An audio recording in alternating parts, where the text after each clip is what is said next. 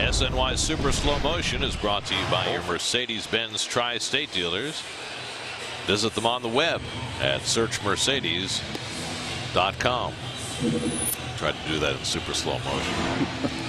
Tomorrow, Mets and Reds play the finale of this three-game series. Matt Harvey for the Mets, Matt Latos for the Reds. 12:30 our coverage tomorrow afternoon right here on SNY. For the 26th time in the Mets' first 43 games, Scott Rice takes the mound. But he's had 48 hours off, Gary. Did not pitch in yesterday's game, but coming off probably his best appearance all season long on his 25th. 2 perfect innings in Chicago on Sunday. Comes in to face Jay Bruce, leading off in the 8th inning. Bruce 0 for 2 and a walk. Might have an 11-game hitting streak on the line here. Reds got all 3 of their runs in the top of the first. 3 unearned runs against John Neese, and that's all. So Neese's ERA went down today from 5.40 to 4.80. No consolation. Cold comfort. Yeah, you're not thinking of that stuff. That's end of the year stuff. Rice runs one inside to Bruce. Well, Colin McHugh was up in the bullpen in the first inning when Neese had his very difficult frame, and now he's up again here in the 8th. I don't know if that was intentional about Rice, but if it was, very nice. Pushing Bruce off the plate. Well, you were talking about how David Wright has been backed off a couple of times today.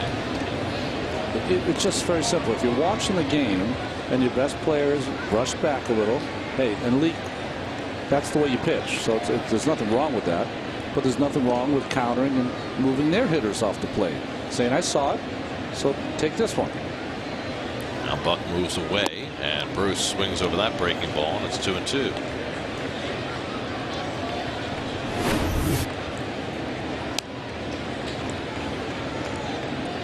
I was talking to some people who watch Bruce all the time. When he gets red hot like this, he's as good a hitter as there is in the National League.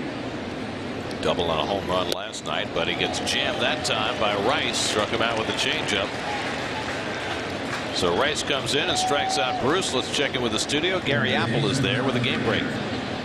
Gary, Rays and Jays in Toronto, bottom third. Desmond Jennings, his 5th home run of the year. It's 4-1 Tampa right now as Alex Cobb is working on a 3-hitter back to Citi Fields. 18 in less than 5 innings this time. Here's Todd Frazier, and he pulls one on the ground to right. 1 pitch, and Rice has the second out. So 2 up and 2 set aside in the top of the 8th. And Donald Lutz will step in. Lutz 1 for 3, had an infield hit back in the first. Since then, twice has grounded out to the first baseman. Reds are keeping their bullpen busy. Leaks at 99 pitches for the night. You have to figure he gets the 8th, right? Yeah. Threw only 92 in his last start.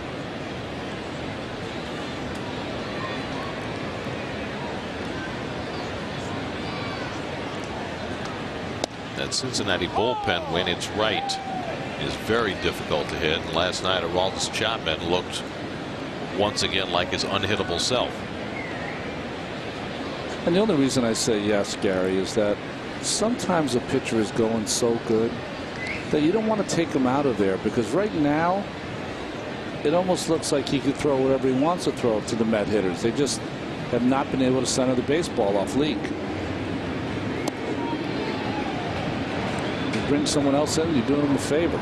Other way, Ronnie, Rice getting a lot of mileage with that changeup against left-hand batters. Such a good pitch for him, because it's right off his sinking fastball. It has the same movement, 10 miles an hour slower, and they also never see it, Gary. That's the thing, the unknown. No one does that.